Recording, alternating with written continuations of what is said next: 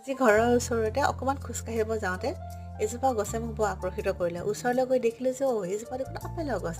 মই পিছে আগতে কেতিয়াও আপেলৰ গছ দেখা নাছিলোঁ। আৰু গছজোপাত ইমান ধুনীয়াকৈ আপেল লাগি আছে আৰু তলতো বহুত পৰি আছে।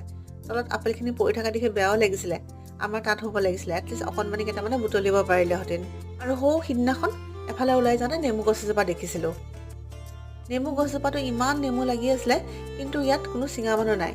আৰু নেমু গছজোপাৰ তলতে দেখিলোঁ সৰু সৰু অৰেঞ্জ কালাৰ কিছুমান ফুলৰ গছ। ওচৰলৈ গৈ দেখিলোঁ এইটো দেখোন ভোট জলকীয়া। আমাৰ ইয়াত আকৌ ঠাণ্ডা দিনত একো কৰিবই নোৱাৰে নহয়, চবফালে বৰফ পৰে। সেইকাৰণে গৰম দিনতে এই শাক পাচলিখিনি ওলায়ো, আৰু সেই গৰম দিনতে শাক পাচলিখিনি আমি ঠাণ্ডা দিনৰ কাৰণে প্ৰিজাৰ্ভ কৰি ৰাখোঁ। মই অলপমান তিতা কেৰেলা সৰু সৰুকৈ কাটি শুকুৱাইছোঁ, ঠাণ্ডা দিনত যাতে মন গ'লে এই তিতা কেৰেলা শুকানকৈ ভাজি পেলাই খাব পাৰোঁ। পুদিনা অলপমান শুকুৱাই থৈছোঁ, মেথি শাকো এনেকৈয়ে শুকুৱাই থৈছোঁ, কিন্তু এইখিনি পিছে ছেকেণ্ড জৰুৰী।